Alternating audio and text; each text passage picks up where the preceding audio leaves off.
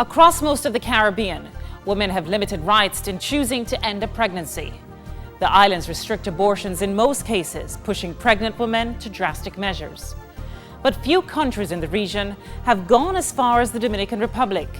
In 2009, a constitutional amendment made abortion illegal under all circumstances, even when a woman's life is in danger. Each year, thousands of Dominican women risk their lives inducing abortions themselves or visiting clandestine, ill-equipped establishments to perform the procedure. With more on these backstreet abortions, we go to Jessica Hasbun in Santo Domingo at 18 degrees north and 70 degrees west.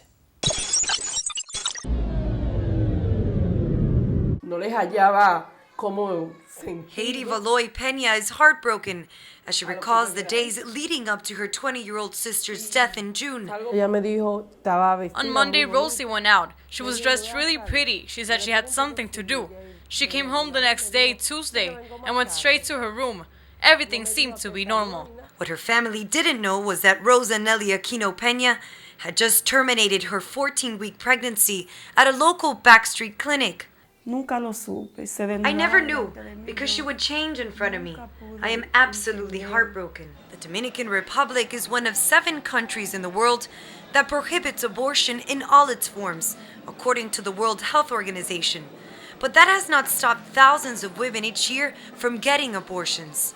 With no legal option, Rosie paid 3,000 Dominican pesos, approximately $70, and subjected herself to a curettage in which they scrape your uterus. On Wednesday, my mom tells me Rosie isn't feeling well. Her stomach hurts and she has been going to the bathroom constantly. When I go to check on her, she's covered in 2 blankets and she's shivering. My mom tells her, "Are you going to let yourself die in here? We need to go to the hospital." Rosa asked to be taken to this local clinic called Health for All. They put an IV on her to hydrate her immediately. I thought it was strange how the doctors wouldn't tell me what was wrong with her. They finally came clean and told me she has gotten an abortion. I was completely shocked. The doctor kept telling me that her pain was normal, that she would be fine. I believed them. Rosa died 5 hours later.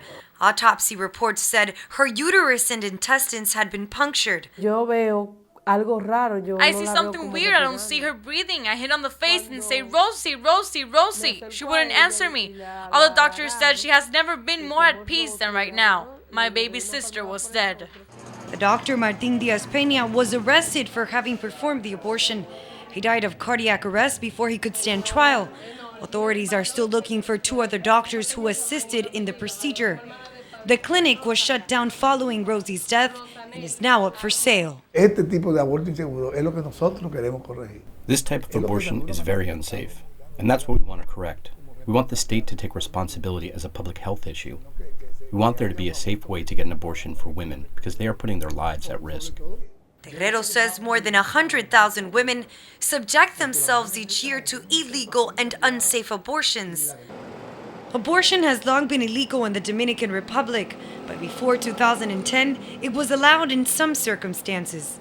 But a constitutional change that year banned the practice in all forms. Even when a woman's life is at risk, the Constitution now clearly defines life as beginning at conception. The restrictive law was pushed by the Dominican Republic's influential Catholic Church, a powerful conservative lobby in the country's Congress, says Terrero. The church is very powerful. There is no room for dialogue with them. They are very aggressive.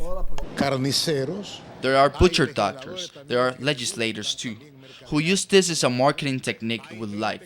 And there are people who have authority and who live off this. That's why those who don't think like that will always be fighting head-on. I will never give in, not even a shred. But the new law has merely forced the practice underground. Since it was enacted, abortion has risen to the 3rd leading cause of death since 2008. With hidden cameras for over a month, our undercover producers visited more than half a dozen clinics in Los Alcarrizos and Herrera, in the capital city of Santo Domingo, areas known for this practice. Here, for as low as 5,000 Dominican pesos, some $120, you can get an abortion. A quick and safe abortion is what Sanchez Ureña Center claims to offer women. Isabel. El caso es que hay un medicamento que se te pone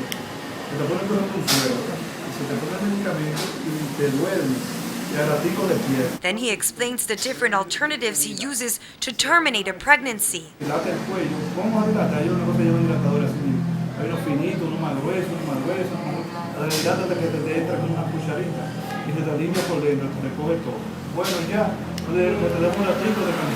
He professes of his vast experience in the medical field, followed by the cost of his services. The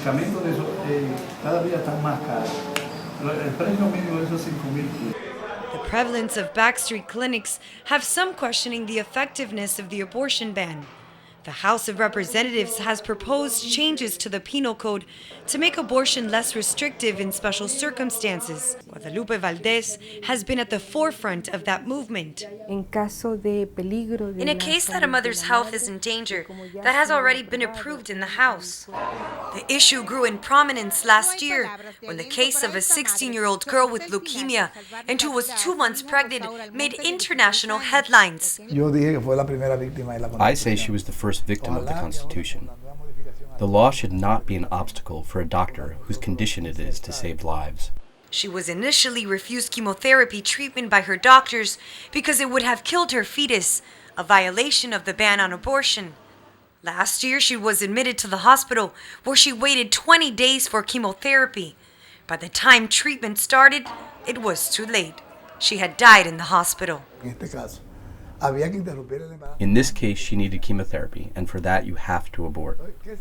The doctors knew what they had to do, but their hands were tied because the Constitution doesn't permit it. It's penalized by the Procedural Penal Code. Despite outrage over the death, little chance exists that the law will be repealed. In its most recent proposal, Congress kept the penalization of abortion and suggested it be punishable by a sentence of up to 10 years in prison.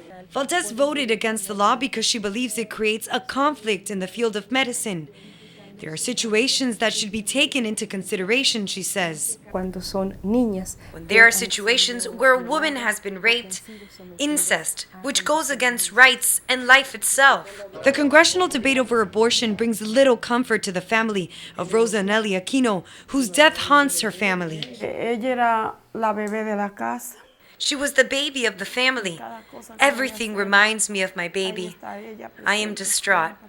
I just can't stop crying. But the fact is that abortion is illegal, leaving Haiti Valoy Pena only to speculate how things would have turned out for her sister. She would have gone to a better center with better treatment services. Professional hands would have taken care of her. She would still be here. My little sister would still be with us. Coming up on 18 Degrees North, we just showed you the effects of the stringent anti-abortion law in the Dominican Republic. And while it may seem like a paradox, is the right to abortion a way to save lives?